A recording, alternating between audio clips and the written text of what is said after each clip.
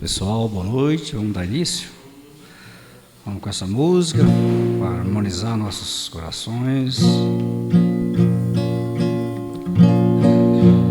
Pai celeste, Criador, fonte eterna de bondade, auxilia-nos, Senhor, na conquista da verdade. Abençoa o nosso esforço para o teu reino atingir. Dai-nos, Pai, a luz que aclara os caminhos do porvir. Dai-nos, Pai, a luz que aclara os caminhos do porvir. És a glória deste mundo, és a paz e a esperança, és a luz que não se apaga, és o amor que não se cansa. Dai-nos forças para sermos os arautos do teu amor, testemunhos verdadeiros do Evangelho Redentor, testemunhos verdadeiros do Evangelho Redentor.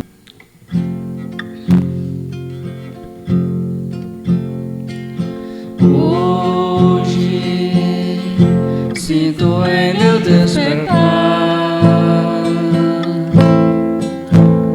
a alegria de ser e continuar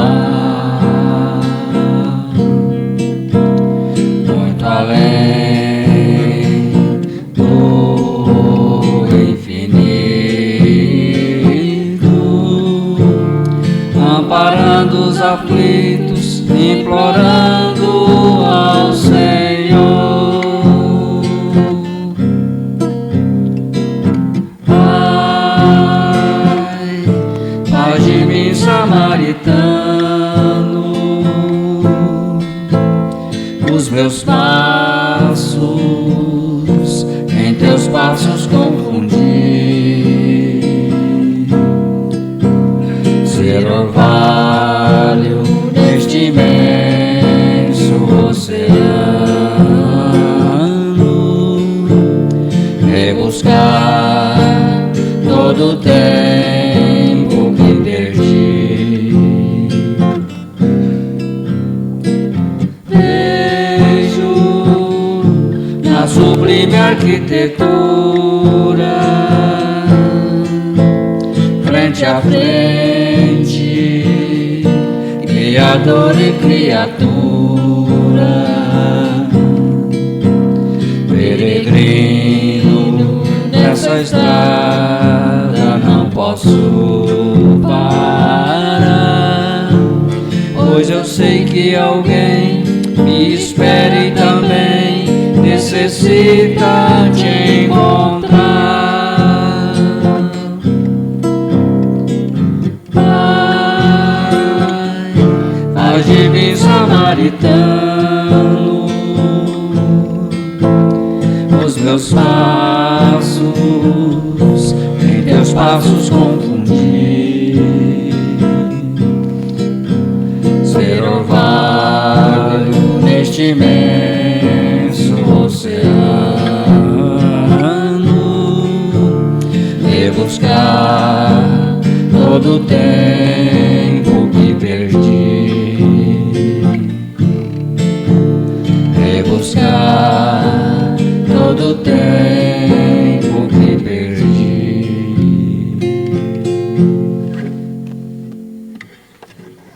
Nesse momento, então, com nossos pensamentos elevados, vamos agradecer pela oportunidade de estarmos aqui reunidos, que tenhamos a proteção necessária, o amparo dos benfeitores, os dirigentes espirituais aqui de Ger Luz, para que a mensagem de hoje, que será proferida pela nossa companheira Carol, possa ser bem compreendida por todos nós que aqui estamos, tanto na dimensão material, como também na dimensão espiritual. Obrigado, Senhor. Obrigado, Deus, Jesus, nosso Mestre, e todos os benfeitores que sempre nos acompanham, nos ajudam. Por mais essa oportunidade, a nossa gratidão. Que assim seja. Boa noite a todos. Sejam bem-vindos à Casa Espírita Gerluz. Aqueles que são velhos de guerra, que possamos continuar a nossa trajetória aqui na casa. E aqueles que estão vindo pela primeira vez, que sejam recebidos com muito amor, com muita alegria e abraçados pela espiritualidade aqui presente. Para quem não me conhece, meu nome é Carolina, farei a exposição da noite e eu trouxe aqui o tema que eu acho que é muito importante nos dias atuais. Sempre foi. Acredito eu que agora, neste momento em que nós estamos vivendo, principalmente neste início do ano de 2026, torna-se ainda um pouco mais importante. O culto do espírita.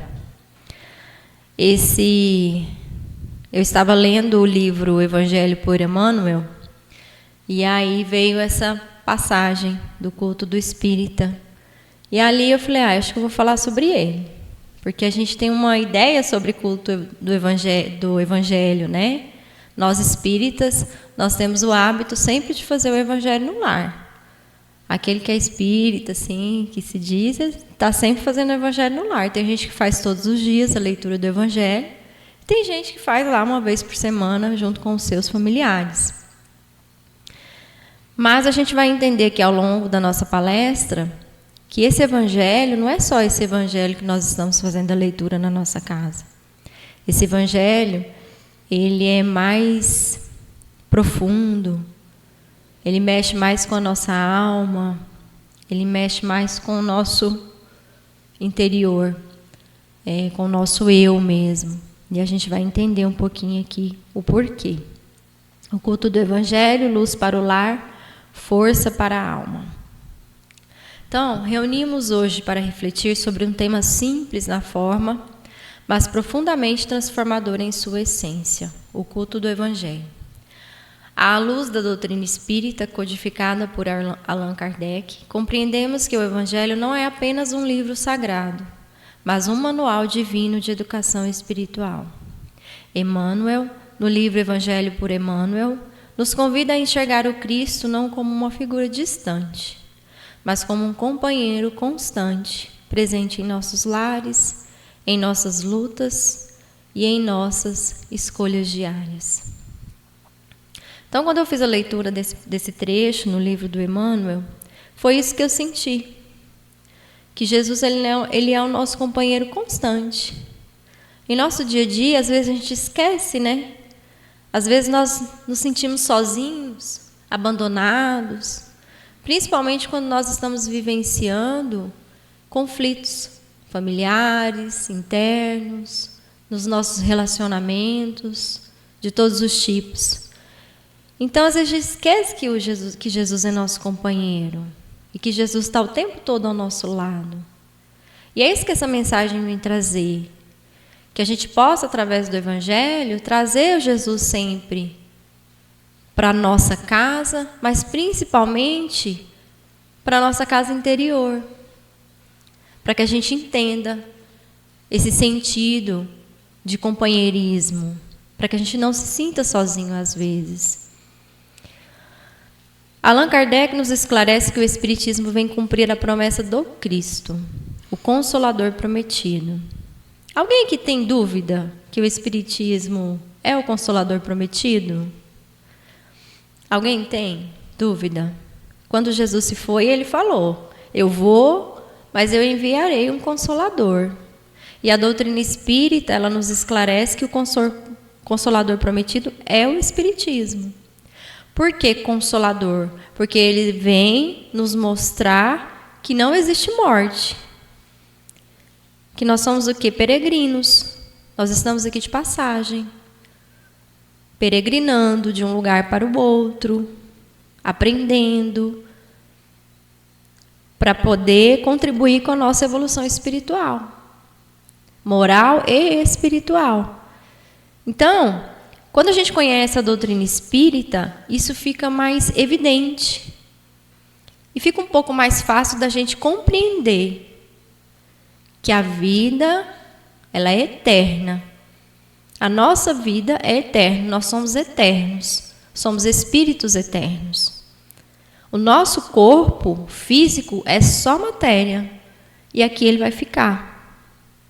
Mas a nossa alma, o nosso espírito, ele vive sempre, aqui e em outros planos também. Então, ele não traz uma nova moral, mas explica, amplia e vivifica a moral ensinada por Jesus. Então, quando a gente entende o Espiritismo e a gente torna-se adepta a ele, a gente amplia a nossa consciência, que é o que está acontecendo com a gente agora. Eu falo que a gente está nessa fase, né, de ampliar a nossa consciência, da gente entender que a responsabilidade de tudo é de quem? Nossa. Então, o Espiritismo eu acho muito bonito, porque ele traz você para a realidade dos fatos. Ele não terceiriza culpa. Ele chama você para a responsabilidade. E ele fala que as causas que você passa hoje são consequências de causas atuais e passadas. Isso está lá no Evangelho segundo o Espiritismo. O que está faltando para a gente? É isso que Emmanuel vem mostrar nessa passagem. Vivificar. É o vivifica. É viver. E a gente vai entender. O Evangelho à luz do Espiritismo deixa de ser um conjunto de parábolas distantes e passa a ser um roteiro prático de evolução e de alma imortal. Eu fico a me perguntar que sentido teria, por exemplo, se eu fosse adepta a leituras diárias da Bíblia. Eu não sou, mas hoje eu estava assistindo uma palestra do Haroldo e ele disse que é muito importante a gente ler a Bíblia também. Porque na Bíblia existem muitas passagens, né? Muitas histórias também. História do povo daquela época, história de Jesus, história dos conflitos. E nela tem muitas passagens que deixam bem claras a existência da reencarnação. Então, nós espíritas, nós pecamos um pouco nesse lado, porque a gente, às vezes, deixa a Bíblia de lado e vai estudar o Evangelho segundo o Espiritismo. Vamos dizer assim que é a Bíblia que a gente adotou para nós espíritas. Só que, quando a gente, às vezes, vai discutir, debater, conversar com alguém que não seja espírita, né, que não partilha da mesma ideia, a gente não tem tanto argumento, porque nós não temos conhecimento bíblico como muitos têm. Os pastores têm muito conhecimento bíblico, tem católicos que têm muito conhecimento bíblico, e aí é onde a gente perde a batalha. Não que a gente tenha que entrar no embate, não é isso. Mas a gente tem que saber defender também o nosso lado. E a gente só consegue defender aquilo que a gente acredita quando a gente de verdade conhece, né? Quando a gente tem conhecimento de causa. Se eu não tivesse conhecimento de causa aqui, se eu não tivesse estudado um pouco dessa passagem, eu não teria confiança para passar para vocês. E aí, talvez alguém me questionaria aqui e eu ia ficar na saia justa. Então, por isso que é importante também a gente ter o hábito da leitura da Bíblia. Tem muitas passagens, né? Eu sempre achei muito confuso. Sempre achei confusa a Bíblia. Uma hora fala uma coisa, e lá na frente já diz outra, mas você vai entendendo ali quando você vai também casando com o Evangelho segundo o Espiritismo. Emmanuel nos alerta aqui: o Evangelho é o caminho reto para a libertação espiritual. Assim, o culto do Evangelho não é leitura mecânica, mas estudo com aplicação, reflexão com mudança interior. Então, quando nós nos propomos a fazer o estudo do Evangelho segundo o Espiritismo, é isso que a gente tem que entender, que nós não podemos ficar só naquela leitura. Eu não estou bem hoje, eu vou ler o Evangelho em casa. Eu tenho esse hábito, vou ler o Evangelho em casa. A gente precisa entender, ajuda muito, mas a gente precisa entender que está na hora da gente dar um passo à frente. que é aplicar. E aplicar não é fácil. Aplicar é o mais difícil e é o mais penoso. E nós somos colocados à prova o tempo todo quando nós nos propomos a aplicar. Somos testados constantemente. Hoje mesmo, lá na minha casa, eu acordei. E aí hoje eu tenho dias de fazer faxina na minha casa. E hoje era dia. E aí a moça que faz faxina em casa, ela está viajando. Aí eu acordei num nervosismo. Eu falei, nossa, mas parece que foi ontem que eu fiz faxina nessa casa. Hoje eu tenho que fazer de novo, não é possível.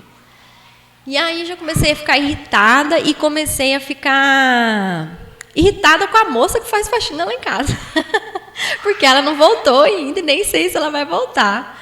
Aí eu fiquei remoendo aquilo, remoendo. Eu falei, depois eu pensei, veio uma voz e disse assim para mim, hoje você tem palestra lá no centro. Aí eu pensei, tá explicada a minha irritação. Por quê? Quando a gente faz a proposta de trabalhar na seara de Cristo e contribuir nas obras de Jesus, porque aqui é um lugar onde a gente está contribuindo com a seara de Cristo. E aí você é testado, né? Então aquela irritação minha era um teste. Na verdade, a gente sabe que no plano espiritual existe uma guerra entre o bem e o mal. Isso é real, gente. Não é uma fantasia. Isso é muito real. Senão, nosso mundo não estaria como está. Se nós pudéssemos enxergar isso, nós ficaríamos assustados. Porque, por exemplo, se eu estou nessa frequência de irritação, o que eu vou atrair para mim? Espíritos que vão me deixar desequilibrada. E me deixando desequilibrada, eu vou conseguir vir aqui à frente com tranquilidade, com lucidez, com clareza? Não vou conseguir. Eu vou ficar nervosa, eu vou ficar ansiosa, não vou conseguir passar a mensagem que de fato eu tenho que passar. Então eu estava sendo o quê? Testada, né, para saber se realmente eu estou pronta para este tipo de trabalho. E se de fato eu estou contribuindo com o Evangelho de Cristo. Se eu estou colocando, se eu estou aplicando, se eu estou colocando em prática aquilo que realmente eu estudei. E aí depois eu fiquei pensando, gente, mas por que eu estou irritada, né? Não tenho por que eu ficar irritada. É minha casa, é o meu lar. Graças a Deus que eu tenho saúde para fazer uma faxina na minha casa. Graças a Deus que eu tenho uma casa para eu morar, para eu faxinar. Tem gente que não tem. Enfim. O culto do Evangelho no lar surge como uma extensão natural desse entendimento. Ele não foi instituído por imposição espiritual, mas como necessidade da alma moderna, cercada de inquietações, pressões e desafios morais. Segundo Emmanuel, o lar é oficina do trabalho espiritual, campo de reajustes kármicos e escola de amor e renúncia.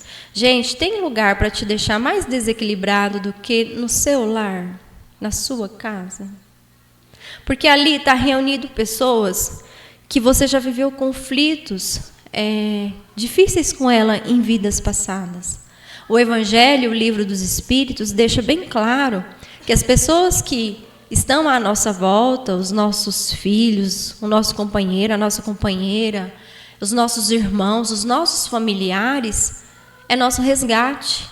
É a oportunidade que a gente está tendo de resgatar algo com eles. Então, se tem um lugar para ficar, para dar tudo errado, é dentro da nossa casa. Porque é lá onde está o nosso maior desafio.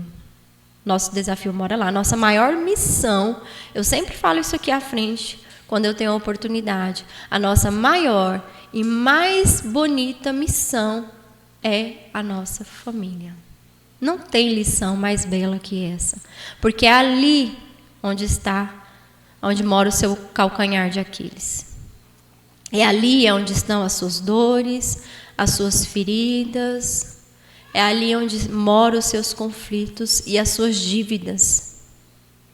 Então, por isso que Emmanuel diz que lar é oficina de trabalho espiritual. Do que adianta eu ter amorosidade com a pessoa que eu nem conheço, né, direito, e não tenho amorosidade com o meu próprio filho? De que adianta eu vir aqui agora, estar aqui à frente de vocês, conversando com vocês, falando sobre o Evangelho, se dentro do meu lar eu estou o tempo todo irritada com tudo e com todos? Do que adianta eu fazer obras de caridade pelo mundo afora, se dentro do meu lar eu não consigo ser caridosa? Eu não consigo ter compaixão com as pessoas que estão à minha volta. Vocês acham que adianta alguma coisa? Não. Então é isso que a gente tem que trabalhar. O Evangelho, o que ele traz para o nosso lar? Ele harmoniza o ambiente espiritual da casa. Ele cria condições para o amparo dos bons espíritos. E ele educa crianças e adultos pelo exemplo. Então, por isso é importante o Evangelho no lar. O Evangelho no lar, ele traz equilíbrio para a nossa casa. Ele traz equilíbrio para cada um dos membros daquela casa. Ele protege aquele lar. E não é a casa, a estrutura, né? É o lar, é a família. Se a gente pudesse enxergar, ele faz uma bola de proteção em volta de cada familiar. E ele harmoniza, ou seja, ele conecta todos vocês. E ali, a tendência é que só bons espíritos estejam presentes. Vai ter espíritos ali necessitados, conflituosos? Vai. Mas no dia do Evangelho no lar, esses espíritos são conduzidos. Porque esses espíritos, gente, às vezes a gente sente assim, para quem tem a mediunidade bem aflorada, às vezes a gente sente a presença de um irmão e esse irmão te perturba, te desequilibra. Mas não significa que aquele irmão ele é um espírito má, ele é um obsessor. Não. É um necessitado, às vezes ele está ali porque ele não está nem entendendo o que está acontecendo com ele, ele precisa de ajuda. Eu estou com a minha anteninha ligada e atraí. Simples assim. No dia do Evangelho, o que eu faço? Eu peço o encaminhamento desse irmão. Não deixa de ser um trabalho dentro de casa. Ali você está limpando o seu ambiente também. Isso equilibra a energia. E, consequentemente, você está ajudando os irmãos também que estão em estado de aflição e que já desencarnaram. Então, o Evangelho no lar, ele é fundamental para nós. Eu sempre digo, quando eu converso com alguém, às vezes a gente está falando de religião, disso, daquilo, eu falo, gente, eu faço o meu Evangelho no lar. Não vou mentir, tem semana que passa despercebida ali, que eu esqueci, ontem mesmo eu esqueci. Ontem era o dia do Evangelho na minha casa. Eu fui lembrar a hora que eu fui dormir. Aí, o que eu fiz? Falei, não, vamos ler o Evangelho. Falei para o meu marido, vamos ler o Evangelho aqui mesmo, na cama, no quarto? Já é alguma coisa? Já é. Ali a gente leu, ali a gente fez oração, é o Evangelho no lar. Então, para quem não tem o hábito do Evangelho no lar e queira saber como funciona, pode perguntar para nós aqui da casa, mas você pode escolher um dia da semana, abrir o seu Evangelho, né? Você lê a passagem ali, que foi, ou você segue as páginas, a sequência de páginas, ou você abre ele ao acaso. E aí você reúne ali com seus familiares e faz o Evangelho, coloca uma água. Durante o Evangelho, essa água é fluidificada pela espiritualidade ali presente. E ali acontece isso que eu acabei de dizer, né? Essa harmonia, essas condições. A gente está preparando o terreno para que esses bons espíritos sempre estejam conosco. Porque não adianta, gente, a gente ficar pedindo para os bons espíritos interceder por nós, se nós também não estamos fazendo a nossa parte. E uma delas é isso. A gente precisa preparar o terreno para que eles também venham até nós, né? E educa as crianças, os adultos ali, pelos exemplos de Cristo. Não importa a quantidade de pessoas reunidas, nem o grau de conhecimento. O que realmente importa é regularidade, simplicidade. Não precisa de grande coisa na hora do Evangelho. Tem gente que faz um ritual ali na hora do Evangelho. Não precisa. Sinceridade de propósitos. Um Evangelho aberto com humildade é mais eficaz do que longos discursos sem vivência. Então, fica aqui o convite, né, para vocês estarem fazendo o culto do Evangelho no lar. No Evangelho por Emmanuel, encontramos reflexões que nos chamam à responsabilidade individual. Emmanuel não nos apresenta um Cristo apenas contemplativo, mas ativo, exigente e profundamente amoroso. Ele nos convida a substituir a revolta pela compreensão, trocar a queixa pela gratidão, transformar a dor em aprendizado. Quantas pessoas que às vezes adoecem, né? E eu aprendi que quando a gente adoece, até agradecer por aquela doença, a gente tem que agradecer. Porque aquela doença nos traz um aprendizado.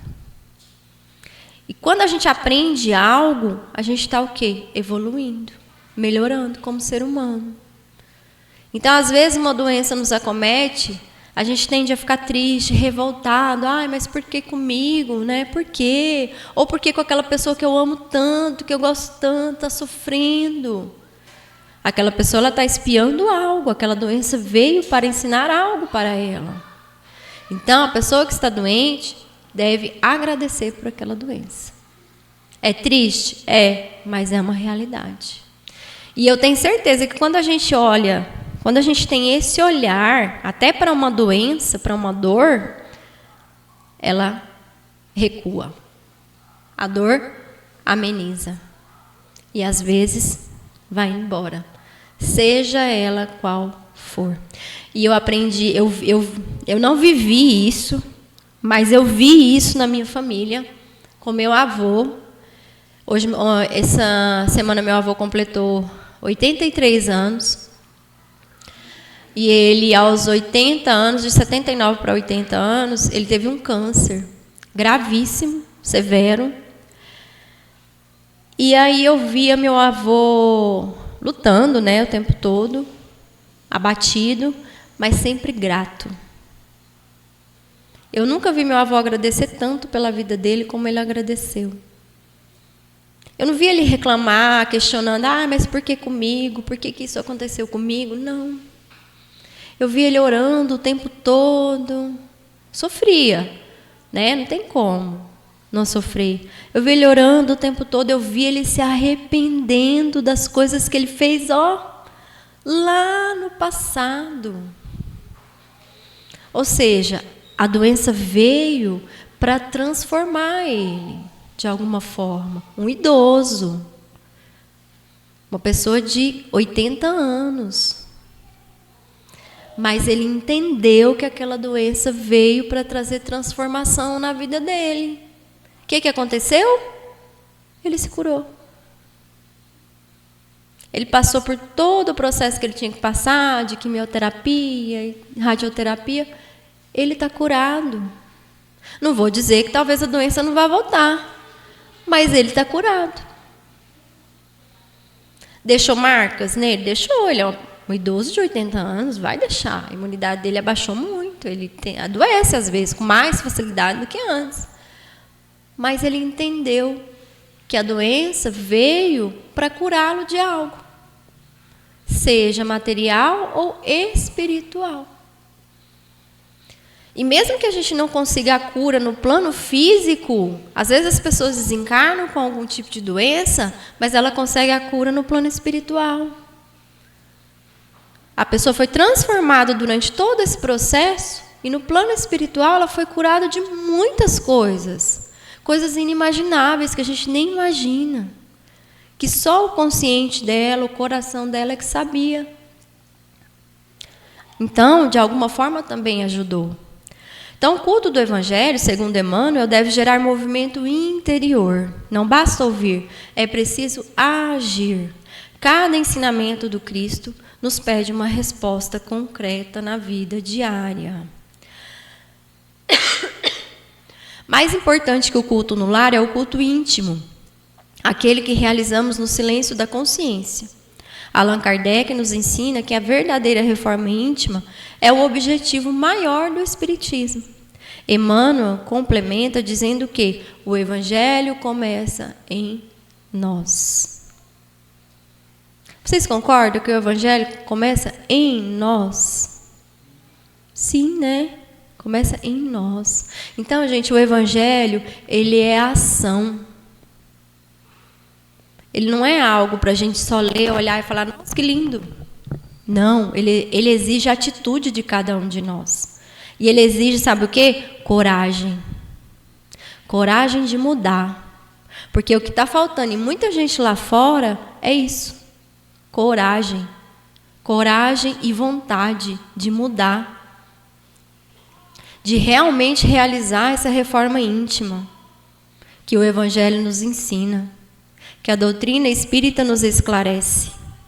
Então, fazer o culto do Evangelho no coração é vigiar pensamentos, disciplinar emoções, escolher o bem, mesmo que o mal nos provoca. E o mal nos provoca o tempo todo.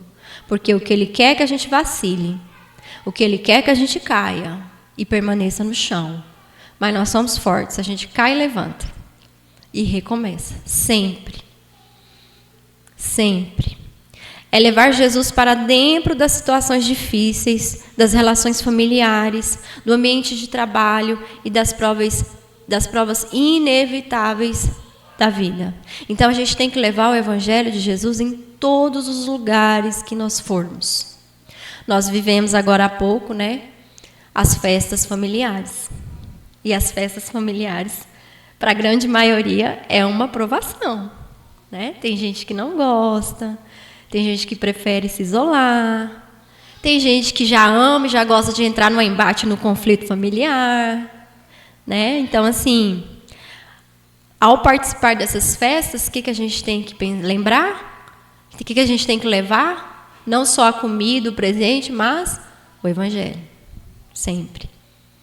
Sempre, sempre, sempre. Eu aprendi que quando eu vou em algum lugar assim que eu sei que eu não vou me sentir muito bem, eu já faço a leitura do Evangelho. E já peço a Deus que me prepare para estar naquele ambiente. E, gente, muda muito, né? Principalmente quem trabalha aí com pessoas, com público. A gente tem sempre que ter o hábito da leitura do Evangelho, porque principalmente aquelas pessoas que lidam com as questões mentais, comportamentais, é difícil para essas pessoas, muito difícil. Essa pessoa tem que estar sempre equilibrada.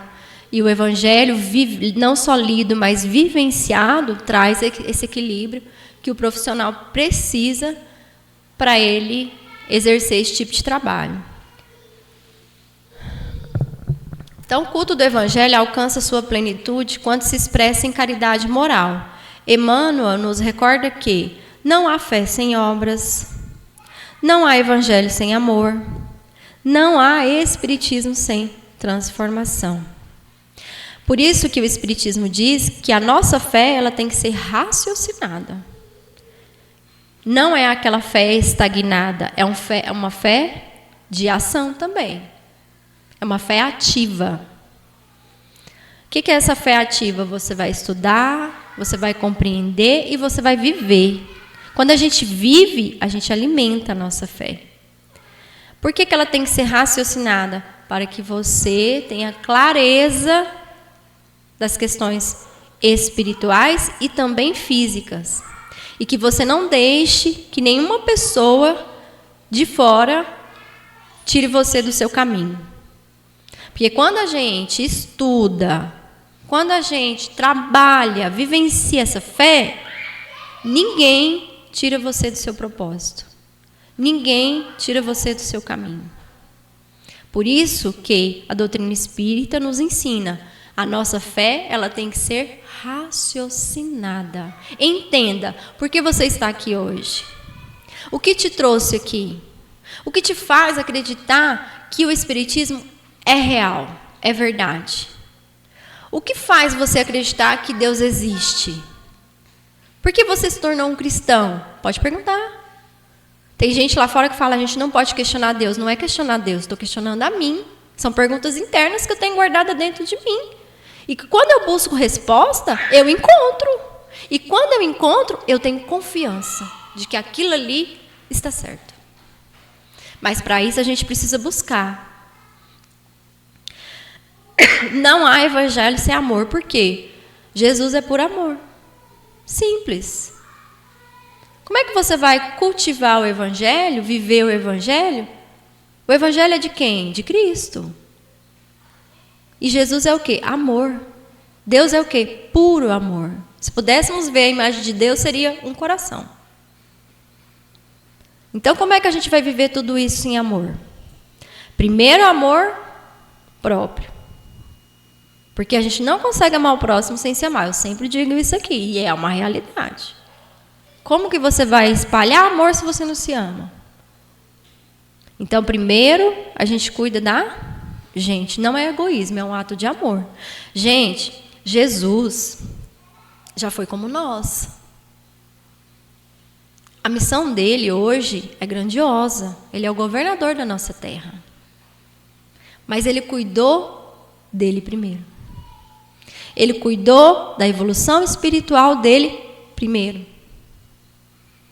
Ele passou todas as etapas que ele tinha que passar para ele se tornar um espírito celestial. Então, primeiro ele trabalhou ele. Com certeza ele ajudou muita gente pelo caminho que cruzou com ele durante esse processo de reforma. Mas ele conseguiu. E aí o que aconteceu? Agora você vai ajudar. Agora você está pronto para amar uma multidão de pessoas. Durante seu processo você amou 10, você amou 15, você amou 20. E aí você foi evoluindo e amando mais, acolhendo mais, abraçando mais. Quando ele chegou no ápice da evolução dele, que é o Espírito Celestial, Deus falou, agora você está pronto. Porque agora você vai ajudar uma humanidade inteira. E é isso que ele faz. Então, a gente tem que entender que não é que a gente tem que amar o mundo agora. Não. Quando fala não há evangelho sem amor, é porque nós temos que ter amorosidade dentro de nós para acolher o próximo. Mas não significa que você tem que sair espalhando eu te amo para todo mundo, não. Não significa que eu tenho que falar para ele, nossa, Nilde, eu te amo tanto. Eu estou sendo sincera? Será? Comigo? E aí? Porque é mais fácil eu amar meu filho. Meu filho eu amo, incondicionalmente. Incondicionalmente. Daria minha vida por ele. Mas eu daria a vida pelo meu marido? Quem é casado aqui? Daria a vida pelo marido? E pelo filho? Quem daria a vida pelo filho? Quem daria? E pelo marido? Ajudaria, boa resposta. Mas vocês entenderam o que eu quero dizer? Jesus nos ama a ponto de dar a sua vida por nós. Porque apesar de nós termos crucificado ele, porque os bandidos, os vilões da história somos nós.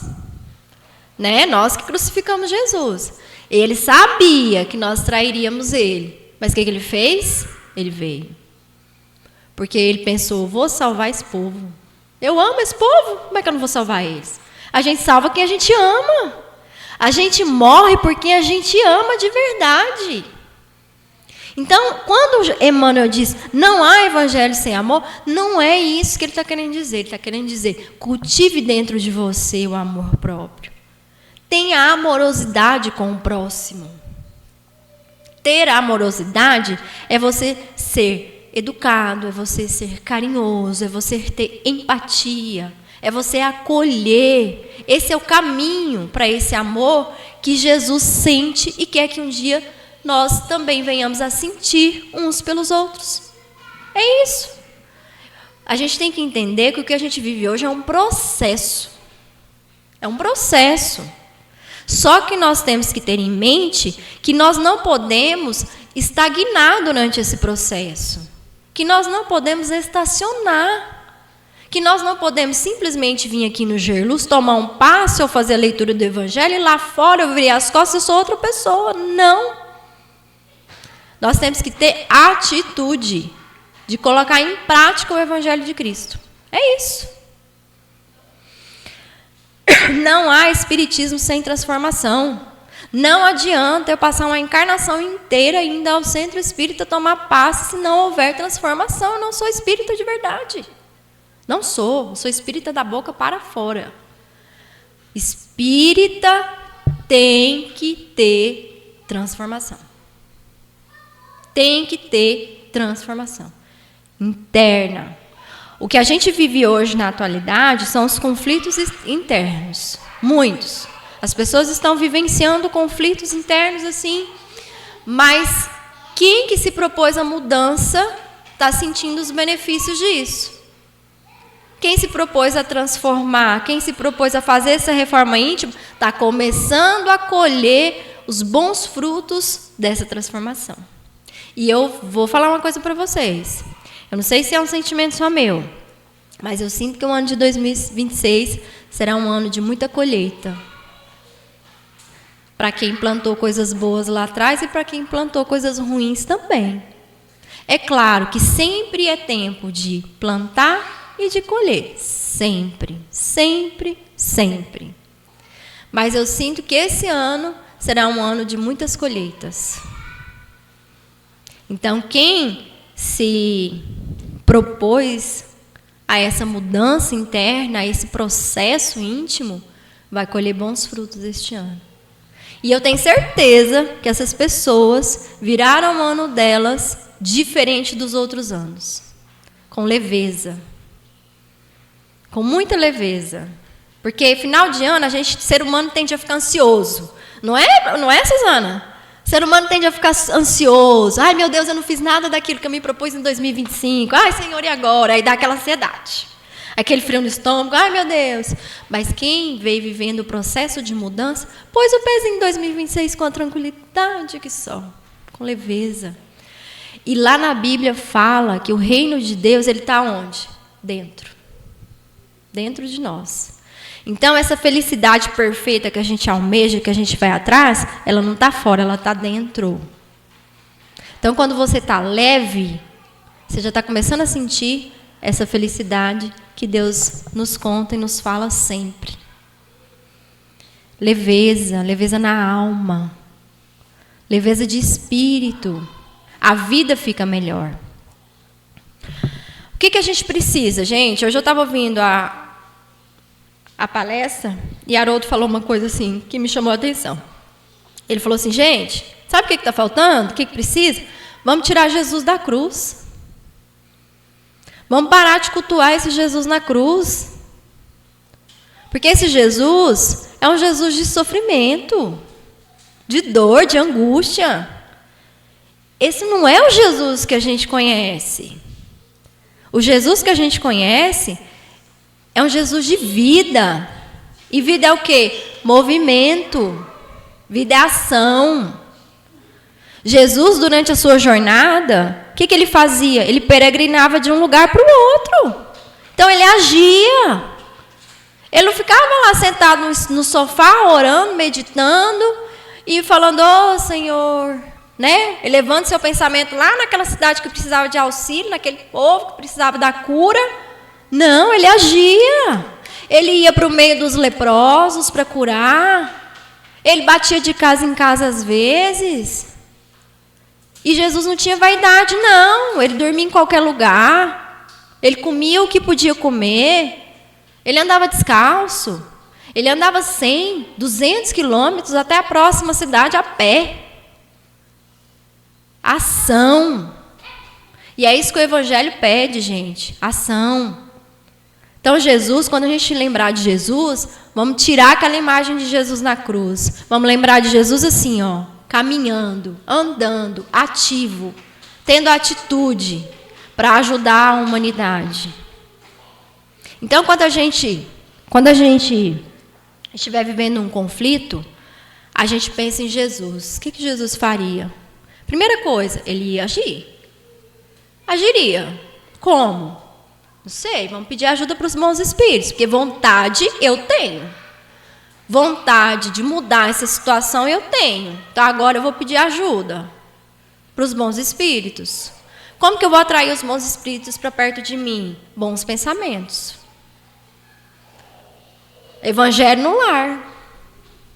E ali os caminhos vão se abrindo. As coisas vão se organizando. Como diz uma amiga minha, aquilo que não tem remédio será remediado. De alguma forma será. Aí é o quê? Confiança, entrega. Às vezes a gente entrega um problema para Deus assim, ó, puxando aqui, ó. Será? Será que vai dar certo? Entrega, mas age. Porque Jesus diz, faça a tua parte que eu te ajudarei. Faz tua parte, sem fazer sua parte. Não tem negócio, não tem acordo. Então, que a gente possa ter essa ideia de que vida é movimento. É a gente acordar cedo, é a gente fazer alguma coisa pela gente, é fazer uma atividade física, porque você tem que ter a consciência de que o seu corpo é a morada do seu espírito e você vai responder por isso também. É você eliminar os excessos da sua vida, né? É você ser luz por onde você passar. O que Jesus espera de nós? Evangelho vivido, não apenas estudado. Principalmente nós que vem aqui às quartas-feiras, a gente tem a obrigação de viver esse evangelho. Não apenas estudá-lo. E Emmanuel nos recorda, conhecimento sem vivência não liberta. Conhecimento sem vivência não liberta. De nada adianta nós termos conhecimento se nós não vivenciarmos. Seremos prisioneiros de nós mesmos. O Espiritismo nos convida à fé raciocinada, mas Emmanuel nos recorda que o conhecimento sem vivência não liberta. O culto do Evangelho alcança seu verdadeiro sentido quando se traduz em atitudes. Um gesto de perdão, uma palavra de consolo, um ato silencioso de caridade. É assim que o Evangelho deixa de ser letra e se transforma em luz viva na estrada da alma. Então, tá vendo, gente? São pequenos gestos. Né? Não vamos pensar em grandes coisas que às vezes nós não vamos dar conta de realizar. Vamos pensar em coisas pequenas. É que nem a gente vai traçar meta para o ano. Gente, não traça meta que você não vai conseguir cumprir. Põe coisas simples. Um passo de cada vez. É isso. Mas que vai trazer grandes benefícios para a sua vida.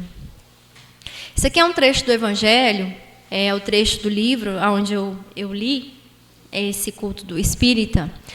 E diz assim: o culto espírita possui um templo vivo em cada consciência na esfera de todos aqueles que lhe esposam as instruções, de conformidade com o ensino de Jesus. O reino de Deus está dentro de vós. E toda a sua teologia se resume na definição do Evangelho. A cada um por suas obras. À vista disso, prescindindo de convenção e pragmática, temos nele o caminho libertador da alma, educando-nos raciocínio e sentimento, para que possamos servir na construção do mundo melhor. Está vendo como a gente tem que cuidar da gente, primeiro, para a gente contribuir melhor com o progresso do nosso planeta? Gente, não vamos esquecer que nós estamos vivendo, como a música que o Renato sempre coloca aqui, do trem, né, que está chegando, o trem da última hora, não vamos deixar partir, alguma coisa assim, agora não. O último aviso está chegando agora. Então, parte de nós aqui do planeta Terra, fomos exilados de Capela. Capela é um planeta que já passou pelo processo de regeneração. E aí eu fiquei hoje pensando, falei, nossa, mas que vergonha, né? Eu não progredi. Eu fui expulsa do planeta, não pude mais reencarnar no planeta de regeneração, porque eu ainda não acompanhei o processo. Aí eu fiquei pensando, não, eu não vou deixar passar o trem de novo, o aviso, o último aviso. Não, eu não vou. Eu quero, na minha próxima reencarnação, na verdade, eu já falei também, que eu não quero reencarnar, mas se Deus falar, não, minha filha, você tem que ir, então que eu cuide que eu vigie os meus pensamentos, que eu vigie constantemente a minha reforma íntima, para que eu também possa fazer parte desse processo de regeneração. Porque a regeneração começa em nós. O mundo, o planeta vai regenerar, independente. A transição está acontecendo.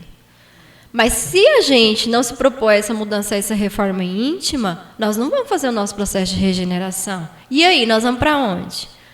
Quem aqui quer ir para outro planeta de provas de expiações? Quem que quer, gente? Eu não quero, não. Vocês querem? Viver num planeta igual esse aqui ou pior? Já pensou ser um planeta que nem começou o processo ainda? E aí? Então, a gente não pode estacionar. A gente tem que vigiar e pensar, será que eu estou estacionada? Será que eu estou estagnado? Parei no tempo? Porque a gente não faz o processo de regressão. O Livro dos Espíritos deixa isso bem claro. Um espírito, ele não regride, né? Mas ele estagna. E aí? O mundo está evoluindo. A gente sabe. A gente vê isso claramente na tecnologia. Nós demos um salto na tecnologia. Está aí a inteligência artificial à disposição de todos. Uns não gostam, outros mais ou menos. Eu gosto. Eu acho que vai ajudar muito o nosso planeta. Porém, é o jeito que a gente usa que talvez não contribua do jeito certo, né? Porque a gente sabe que é mau uso da humanidade, que faz com que as coisas não andem do jeito que tem que ser, não aconteça do jeito que tem que acontecer. Então, que a gente possa libertar a nossa alma, sabe? Fazendo a nossa reforma íntima. Porque a gente vai ficar leve, a gente vai ficar tranquilo. E aí, quem sabe, a gente pode habitar num planeta aí, onde o bem é maior que o mal, né? Então, Emmanuel, ele faz um convite à vivência do Cristo. Meus irmãos, o culto do Evangelho é um convite permanente do Cristo para que façamos de nossa vida um reflexo de sua luz. Que possamos, inspirados por Allan Kardec e pelas lições profundas de Emmanuel, transformar nossos lares em núcleos de paz e nossos corações em templos vivos do amor de Deus. E eu quero encerrar essa exposição doutrinária com essa imagem de Jesus te convidando para essa vivência neste ano de 2026. Então, que neste momento vocês possam sentir Jesus estendendo as mãos para cada um de nós e nos convidando para essa jornada de vivência do Evangelho. Eu convido vocês a fecharem os olhos neste momento, respirarmos profundamente, colocarmos a imagem de Jesus à nossa frente, de mãos estendidas, nos fazendo este convite para que tenhamos um ano de 2026 transformador, para que tenhamos clareza do Evangelho, que tenhamos sabedoria para vivenciar, que transformemos o Evangelho de Cristo em amor. Amor conosco, amor com os nossos familiares, amor com as pessoas que passarem e cruzarem pelas nossas vidas. Que sejamos nesse momento envolvidos pela energia dos bons espíritos, que possamos sentir os espíritos aqui presentes, caminhando sobre cada um de nós, andando pelos corredores desta casa, estendendo as mãos e emanando coisas boas, nos alimentando das energias divinas, que possamos sentir leveza, que possamos sentir serenidade, que aquele fardo, aquele peso que causa dores nas nossas costas, a gente possa sentir o alívio deste peso, que a gente possa sentir o alívio em nossas costas, que os problemas, os conflitos internos, eles sejam trabalhados, que tenhamos os bons espíritos ao nosso lado sempre, sempre que precisarmos. Que o nosso lar também seja envolvido por essas energias e lá os nossos familiares que estão possam receber também, possam desfrutar dessas boas energias. Vamos cantar o Jesus Vivo, viu? Hoje, falando do Evangelho, tá bom? Mas tem que soltar a voz aí.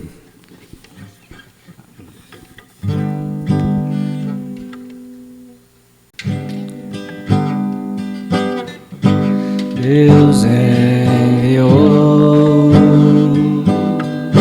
seu Filho amado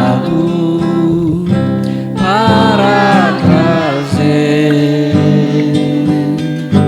para nós a luz. Ele chegou com humildade, trouxe o amor, semeou a paz, porque Ele vive, porque Ele vive, eu posso crer no amanhã, porque Ele vive, temor não há, mas eu bem sei que o meu futuro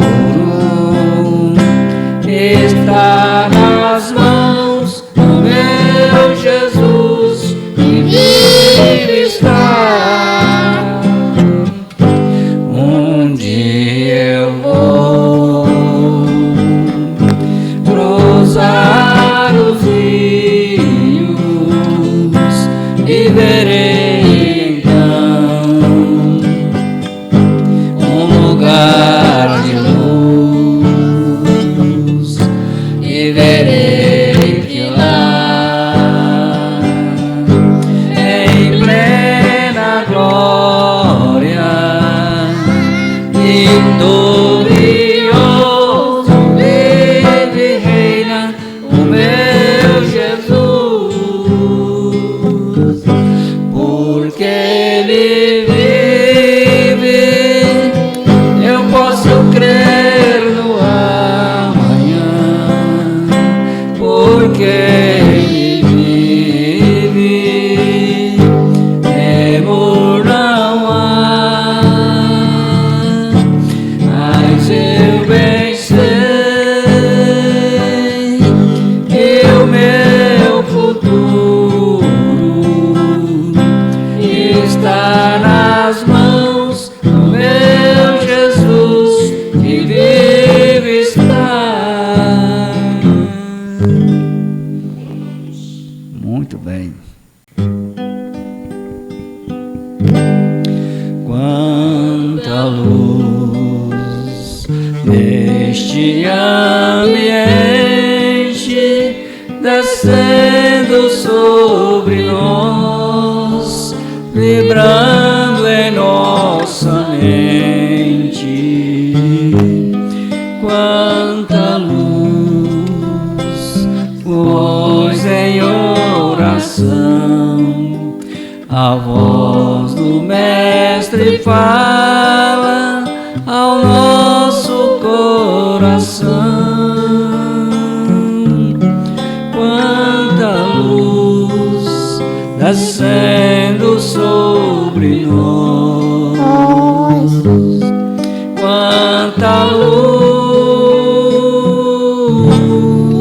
quanta luz.